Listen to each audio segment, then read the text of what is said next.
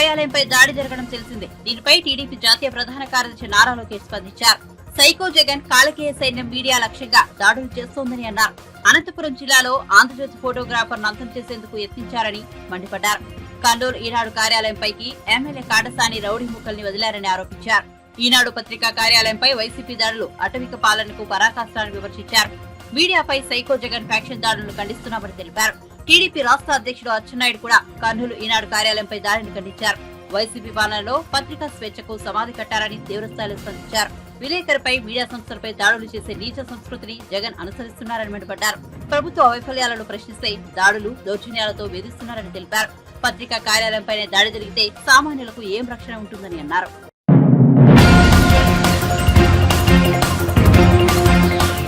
ఆంధ్రప్రదేశ్ తెలుగు రైతు అధ్యక్షుడు మర్రెడ్డి శ్రీనివాసరెడ్డిపై హత్యాయత్నం జరిగింది. ప్రకాశం జిల్లా ఒంగోలులో ఆయనపై కత్తితో దాడి చేశారు. ఆర్థిక లావాదేవీలకు సంబంధించిన వివాదమే ఈ దాడికి కారణమని తెలుస్తోంది. జిమ్స్ లో వైద్యుడు రామచంద్రారెడ్డిని కలిసి ఆర్థిక లావాదేవీలపై చర్చిస్తుండగా ఆయన అనుచరులు ఒక్కసారిగా దాడికి పాల్పడ్డారు. తీవ్రంగా గాయపడిన మర్రెడ్డిని ఒంగోలు సంఘమిత్ర ఆసుపత్రికి తరలించారు. ఆసుపత్రిలో ఐసీయూలో ప్రస్తుతం ఆయన చికిత్స పొందుతున్నారు. ప్రస్తుతం ఆయన పరిస్థితి నిలకడగా ఉన్నట్టు తెలుస్తోంది. మర్రెడ్డి ఆరోగ్య పరిస్థితిపై టీడీపీ అధినేత చంద్రబాబు ఆరా తీశారు. ఘటన వివరాలను అడిగి తెలుసుకున్నారు.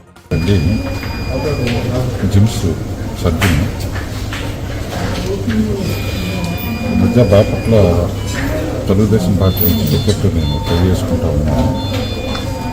ఆ జిమ్స్ ఏర్పాటు అయినటువంటి దగ్గర నుంచి కూడా దానికి సంబంధించి అన్ని విషయాల్లో కూడా నేను ఇంకా వచ్చాను. ఆ లావాదేవీల్లో భాగంగా కొంత అమౌంట్ సర్దుబాటు చేస్తానని చెప్పాడు. మొన్న ఈ మధ్యకాలంలో ఒక 5 లక్షలు వాళ్ళ భార్య అకౌంట్ నుంచి నాకు పంపించాడు. ఈరోజు ఒక 20 లక్షల డబ్బులు సర్దుబాటు అయ్యి తీసుకెళ్ళడానికి అమ్మని పిలిచాడు. కూర్చొని మాట్లాడుతూ ఉన్నాము. కూర్చొని కూడా 2 నిమిషాలే. ముందే పథకం ప్రకారం అనుకున్నట్లా ఉంది. తెలుగుదేశం పార్టీలో టికెట్ తెచ్చుకోవటం, ఎదగటం ఇదంతా అతనికి ఏమో జీర్ణం అయినట్లేదు. వెనక నుంచి బాలు అని అతని దగ్గర పనిచేసే మేస్త్రి తప్పుకున్నాడు. అతను దాడి చేశాడు. ఏం ఆయుధం అనేది కూడా చూసే పరిస్థితి లేదు. వెనక్కి ఏంటిగా దాడి చేస్తున్నావు, ఏంటి నన్ను కొట్టావు అనేసరికి కొట్టినా కొడుకుని చంపినా కొడుకుని ఇతను అరుచుకుంటా ఇతనేమో తీసుకున్నాడు. నాకు ఇంకా కళ్ళు బయటలు కలిగి మొత్తం బ్లడ్ అయిపోయింది. మొత్తం బ్లడ్ ఎంత పోయిందంటే ఆ బట్టలు అవన్నీ చూసిన అంతా అర్థమైపోతుంది. ఇంకా నాకు కళ్ళు కనపడలేదు. 10 నిమిషాలు ఇద్దరు మరి ఎటు పోయారు. 5 నిమిషాల లోపే నేను ఇంక డ్రైవర్కి తేరుకొని డ్రైవర్కి ఫోన్ పట్టుకొని డ్రైవర్కి ఫోన్ కొడితే డ్రైవర్ కింద నుంచి వచ్చి రామచంద్రారెడ్డి వెళ్ళిపోయాడు. ఈరోజైతే 20 ఇస్తానన్నాడు. ఓకే, ఒక 20 లక్షలు వచ్చినాయి. ట్రాన్స్ఫర్ కుదరదు, నువ్వే వచ్చి తీసుకెళ్ళి అన్నాడు. రాత్రి నేనే వస్తాను, విజయవాడ పనులు ఇస్తా అన్నాడు. ఉదయం ఫోన్ చేస్తే నాకు కుదరట్లేదు, నువ్వే వచ్చి తీసుకెళ్ళి చెప్పి వీళ్ళిద్దరికి ఎప్పటి నుంచో పరిచయాలు ఉన్నాయి. ఆ పరిచయాలు ఉంటే పరిచయాల మీద ఏదో రండి మాట్లాడదామని చెప్పేసి దాని మీద ఆయన ఈరోజు వస్తే హాస్పిటల్కి ఆయన పట్టుకొని రాడ్లతోటి అదేవిధంగా ఒక వెపన్తో ఆయనతోటి హత్యాయత్నం చేయబోయారు. దాన్ని తెలుగుదేశం పార్టీ తీవ్రంగా ఖండిస్తూ ఉన్నాం. ఎందుకంటే ఇది పొలిటికల్ కాకపోయినా కూడా వాళ్ళిద్దరికీ ముందు నుంచి సంబంధాలు ఉన్నా కూడా ఏదైనా ఈ రాష్ట్ర పరిపాలన విధానం ఏ విధంగా ఉందనేది కూడా మనం చూసుకోవాల్సిన విషయం.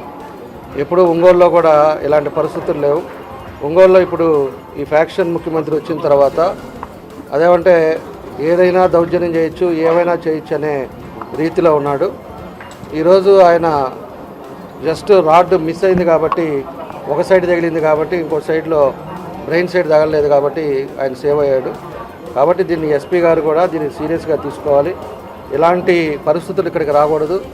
అందులో ఎలక్షన్ టైంలో ఇలాంటి టైంలో ఆ విధంగా చేయటం కూడా చాలా దుర్మార్గం అని చెప్పి కూడా మేము తెలియజేస్తూ ఉన్నాం. అంటే భయం లేదు. ఫస్ట్ ఆఫ్ ఆల్ ఏమైనా చేసుకోవచ్చు, ఏమైద్దిలే అని చెప్పేసి అహంకారంతో ఈరోజు ఇలాంటి దానికి చేయడం జరిగిందని చెప్పి కూడా మేము తెలియజేస్తూ ఉన్నాం.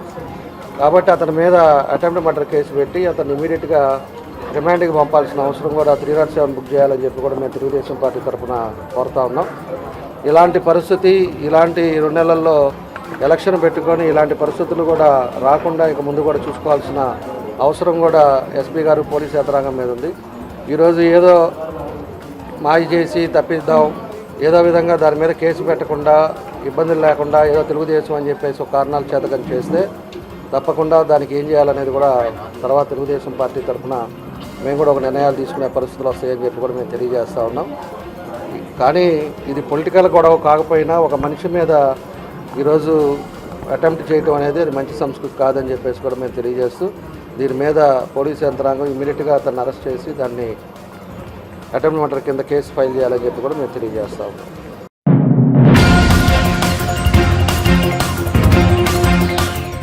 ఈసారి ఎన్నికల్లో రాజమండ్రి రూరల్ నుంచి జనసేన పోటీ చేస్తుందని పవన్ కళ్యాణ్ తనతో చెప్పారంటూ ఆ పార్టీ నేత కందుల దుర్గేష్ చేసిన వ్యాఖ్యలు రాజకీయ కలకలం రేపాయి. దీనికి సంబంధించిన వీడియో సోషల్ మీడియాలో వైరల్ అవుతోంది. ఈ నేపథ్యంలో Rajahmundry rural sitting MLA TDP senior నేత గోరంట్ల బుచ్చయ్య చౌదరి చేసిన వ్యాఖ్యలు అత్యంత ప్రాధాన్యత సంతరించుకున్నాయి. రాజమండ్రి రూరల్ టీడీపీ కార్యకర్తలకు, అభిమానులకు, శ్రేయోభిలాషులకు మనవి. టీవీ ఛానళ్లలో, వాట్సాప్ మెసేజ్లలో వస్తున్న వార్తలు ఊహాజనితం. అవి నమ్మి భావోద్వేగాలకు గురి కావద్దు. చంద్రబాబు ఆదేశాల మేరకు ఖచ్చితంగా నేను పోటీలో ఉంటాను. దీంట్లో ఎలాంటి అనుమానాలకు తావులేదు. దీనిపై త్వరలోనే చంద్రబాబు ప్రకటన చేస్తారంటూ గోరంట్ల బుచ్చయ్య చౌదరి ట్వీట్ చేశారు.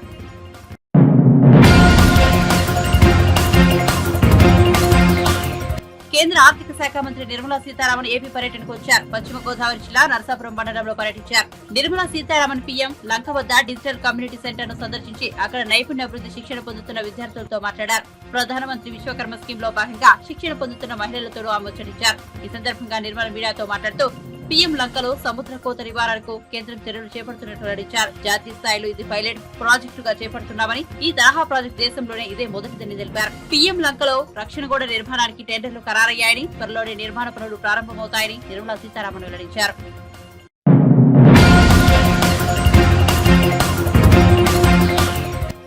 ఐఐటి హైదరాబాద్ లో జరిగిన ఒక కార్యక్రమానికి ముఖ్య అతిథిగా గవర్నర్ తమిళిసై సౌందరరాజన్ వర్చువల్ గా హాజరయ్యారు. ఈ సందర్భంగా ఆమె ఆసక్తికర వ్యాఖ్యలు చేశారు. నేను తెలంగాణ గవర్నర్ గా వచ్చినప్పుడు ఎలా పనిచేస్తానోనని, అసలు పనిచేస్తానో లేదో అని కొందరు అనుమానం వ్యక్తం చేశారని తెలిపారు. నేను గైనకాలజిస్ట్ ని. బిడ్డను తల్లి ఎలా చూసుకోవాలో నాకు తెలుసు అని స్పష్టం చేశారు. నాకు తెలంగాణతో పాటు పుదుచ్చేరి బాధ్యతలు కూడా అప్పగించారు. కౌలు పిల్లలు పుడితే ఎలా చూసుకోవాలో కూడా డాక్టర్ గా నాకు తెలుసని గవర్నర్ తమిళిసై పేర్కొన్నారు. డాక్టర్ తమిళిసై సౌందరరాజన్ ప్రస్తుతం తెలంగాణకు గవర్నర్ గా, పుదుచ్చేరికి lieutenant. And I particularly came here to visit that, and we got for Puducherry also. So most of the lives saved because of the IIT Hyderabad, because of the ventilators. As a doctor, I can laud that invention. So many things, because I am from that same profession, I can narrate that, and so many things are done. So the children are very fortunate, as said by the ambassador of Japan to India. So whoever may visit this campus, they will love to study in this campus. At the same time, the students should think your parents have given you such opportunity by sacrificing their life. The teachers are teaching you with all their expertency. So we have to be not only ordinary students, we have to be extraordinary students. Because so many opportunities were not given to the students before. Now when the country, when the institution gives you more opportunities, you have to grab the opportunities and you have to exemplify in your academic activities. So I'm really very happy to be here, even though it is delayed. You all should be very hungry, including we, because I have to, Mizoram people and the Arunachalam people are waiting at Rajbhavan, Rajanivas, Puducherry. Actually, I was about to go to Puducherry. Morning, I celebrated the Arunachalam and Mizoram Day. That also I have to take. Our Honorable Prime Minister had a unique idea, because the different state people are contributing to the development of other states. So each and every state formation day is celebrated in the Darbar Hall of Rajbhavan. So today we called all the Mizoram friends and the Arunachal Pradesh friends. I was very much surprised. So many IAS officers, IPS officers from Mizoram and Arunachal Pradesh are working for the development of this state. So we called them and we had a celebration with them. Then I was about to move to Puducherry by catching the 10:40 flight, which directly goes to Puducherry. So again, this lunch period, I have to celebrate with the Arunachalam and Mizoram friends of Puducherry. But because of this program, I cancelled that and I directly landed here. And from here, through online, I am addressing them. So really, as it is said, whenever there is a call from IIT Hyderabad, I won't deny, because this is my campus. As I said, it's my country, it is my campus. Really, I appreciate as I said, you're all, even whether it is Mohan Reddy Garu, whether it is Nuthi Garu, they enjoy. I used to say the way they tell about this campus, no, they enjoy. Oh, we have done this, we have done that. That enjoyment is highly appreciable, and this is not for them. They all have come up in life in a very, they have crossed a longer way and they have attained the topmost position. But whatever the effort they are putting is for the younger generation. And my request is, the government is providing you with infrastructure and the institution is providing with infrastructure. The students should give back to the country, whether it is with service or innovation. And they are very proud that IIT has occupied the 8th position in ranking in the whole country and 3rd position in innovation, because you are having Innovation Day, I believe. It is very unique, Innovation Day, because in Puducherry we have a no bag day. The children are very happy because they are coming on every last day of the month, no bag at all. So they want to be very big. Then I asked one child, what about a bag dish?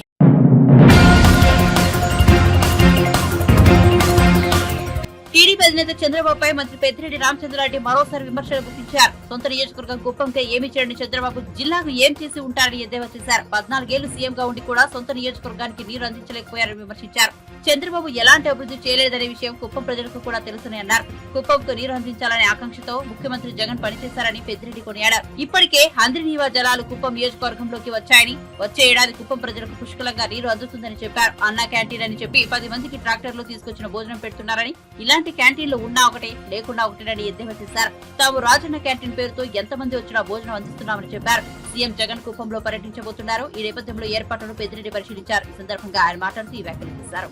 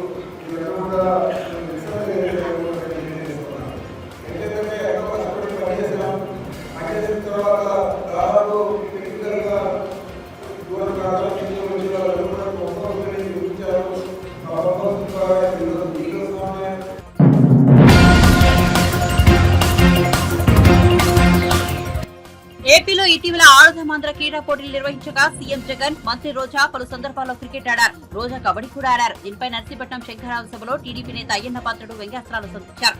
అరే Telugu Desam party వచ్చి పొట్టిగా పెట్టాం, ఇంటి వద్దనే పశువులకి అన్ని ఆరోగ్య అన్ని అందించే వాళ్ళమే. గోపాల మిత్రులు సంకరజాతి పశువులు తగ్గింది, ఎన్నో లాభాలు ఉండేవి సార్. దాన్ని కూడా నిర్లక్ష్యం చేసి పశు వైద్యం గ్రామీణ ప్రాంతాలకు వెళ్లకుండా చేస్తారు సార్. వాళ్ళందరూ మొన్న నన్ను కలిసి ఈ రికమెండేషన్ మీకు ఇవ్వాలని వచ్చారు సార్. కానీ మీకు టైం లేదు కాబట్టి వారు ఇచ్చిన రికమెండేషన్ నా ద్వారా మీకు ఇస్తున్నాం సార్. సార్ టైం లేదు, ఇంకా మాట్లాడాలని ఉంది కానీ టైం లేదు.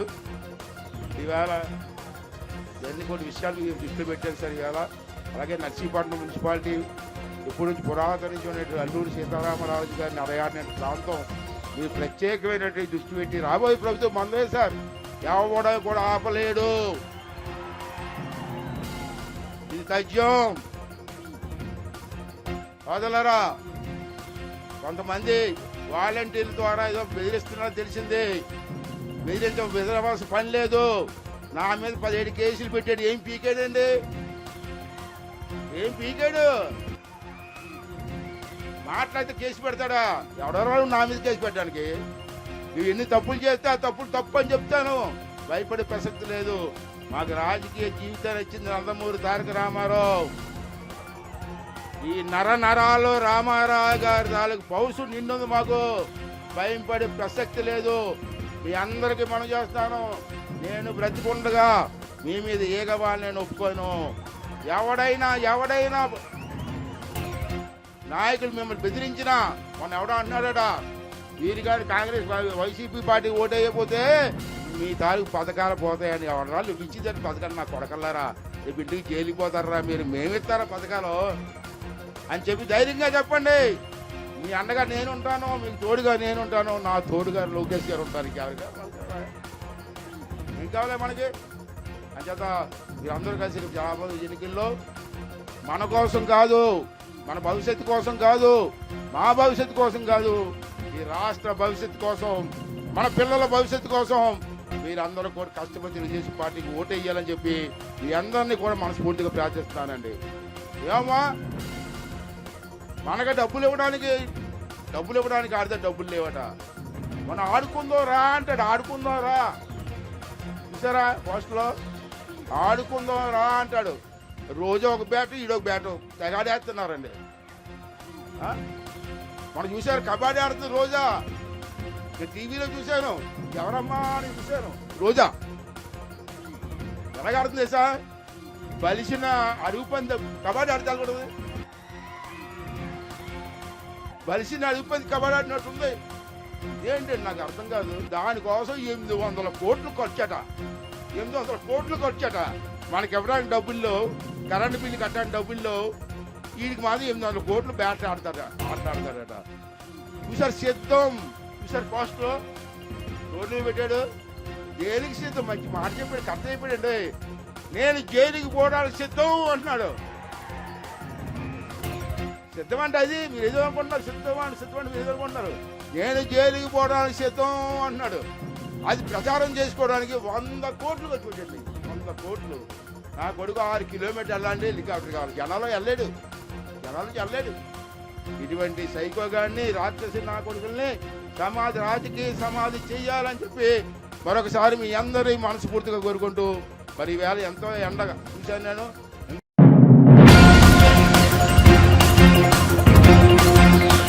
లోక్సభ ఎన్నికల్లో బీజేపీ, బీఆర్ఎస్ రెండూ కలిసి పోటీ చేస్తాయనే ప్రచారం జరుగుతున్న సంగతి తెలిసిందే. ఈ నేపథ్యంలో బీజేపీ జాతీయ ప్రధాన కార్యదర్శి ఎంపీ బండి సంజయ్ మాట్లాడుతూ బీఆర్ఎస్ తో బీజేపీకి పొత్తు అనే వారికి చెప్పుతో కొట్టాలని తీవ్ర వ్యాఖ్యలు చేశారు. కేంద్ర మంత్రి బిఎల్ వర్మతో కలిసి తాండూరులో విజయ సంకల్ప యాత్రను సంజయ్ ప్రారంభించారు. ఈ సందర్భంగా ఆయన మాట్లాడుతూ వ్యాఖ్యలు చేశారు. కేసీఆర్ అవినీతికి పాల్పడ్డారని తెలిసినా ఆయనను ఎందుకు అరెస్ట్ చేయడం లేదని రేవంత్ ప్రభుత్వాన్ని సంజయ్ ప్రశ్నించారు.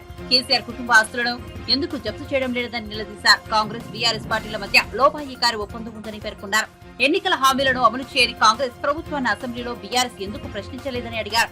ఆర్టికల్ 370ని రద్దు చేసిన ప్రధాని మోదీకి 370 పార్లమెంటు స్థానాలను గిఫ్ట్ గా ఇద్దామని పిలుపునిచ్చారు. హిందుత్వ కోసం, హిందూ ధర్మం కోసం పోరాడుతూనే ఉంటానని, హిందుత్వం గురించి మాట్లాడలేని రోజున రాజకీయాల నుంచి తప్పుకుంటానని అన్నారు.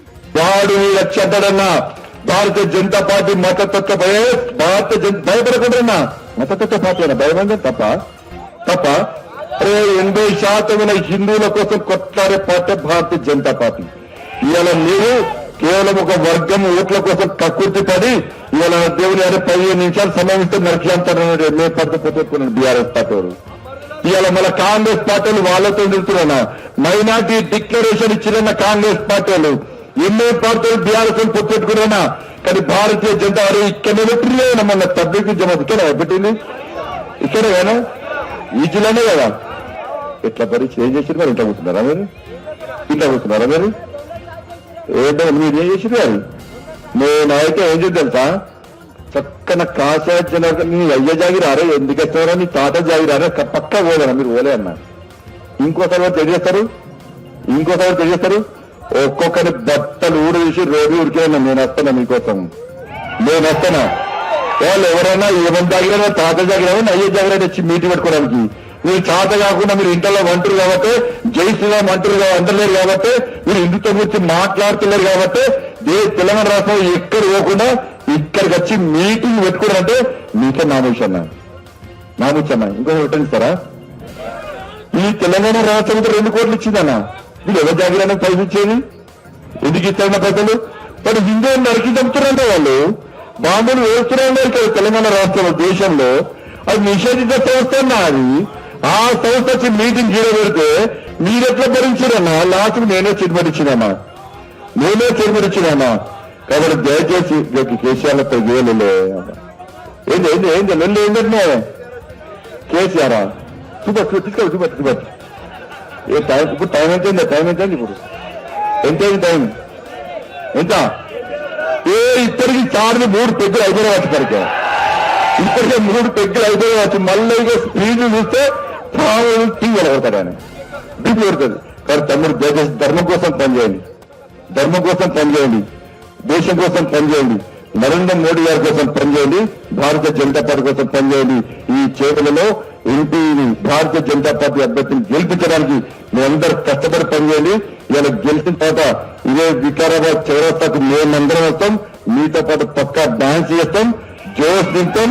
ఎట్టి బస్సులో ఇవాళ మీరు మోడీ వారసులైతే మన వెనక మోడీ ఉన్నాడన్న, మన వెనక రాముడు అన్న. కాంగ్రెస్ టీఆర్ఎస్ వెనక రాక్షసులు ఉన్నారు. ఎంఏ పార్టీ అది రాహుల్ గాంధీ గారు, కేసీఆర్ గారు. వాళ్లకు మనకు పోటీ. ఈ తెలంగాణ రాష్ట్రాలకు మోడీ రాముడు కావాలన్నా, రాహుల్ గాంధీ కేసీఆర్ రాక్షసులు ఎంఏ పార్టీలు కావాలన్నా, తెలంగాణ సమాజం తెలుసుకొని రామరాజ్యం కావాలన్నా, రాక్షసుల రాజ్యం కావాలన్నా ఒక్కసారి తెలంగాణ సమాజం వచ్చి ఈ దేశం కోసం, ఈ ధర్మం కోసం 80% హిందూ సమాజాన్ని సమర్థం చేయడం కోసం, హిందూ సమాజాన్ని చీల్చే ప్రయత్నం చేస్తున్న వ్యక్తులకు వ్యతిరేకంగా కొట్లాడే ఏకైక పార్టీ భారతీయ జనతా పార్టీ. కాబట్టి హిందూ సమాజం జాగృతం కావాలి, హిందువులందరూ ఓట్ బ్యాంక్ మారాలి.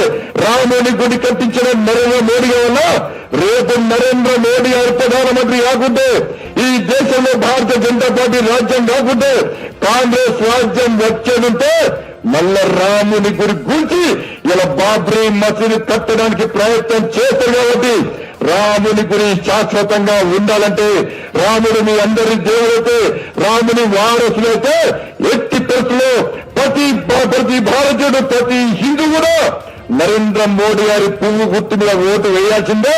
రామరాజ్య స్థాపనకు మీరు పునాది కట్టాల్సిందని చెప్పి మీ అందరికీ విజ్ఞప్తి చేస్తూ అందరు కలిసినట్టుగా ముందుకు సాగండి.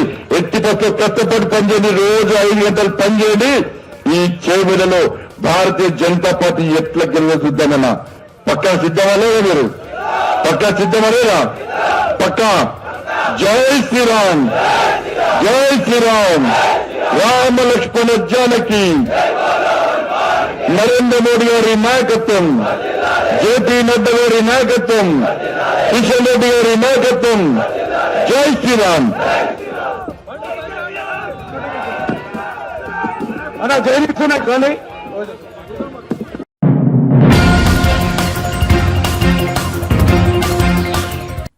భీష్మ ఏకాదశి సందర్భంగా కాకినాడ జిల్లా అన్నవరం సత్యనారాయణ స్వామి దర్శనానికి భక్తులు పోటెత్తారు. వ్రత మండపాలు, క్యూ లైన్లు భక్తులతో కిక్కిరిసిపోయాయి.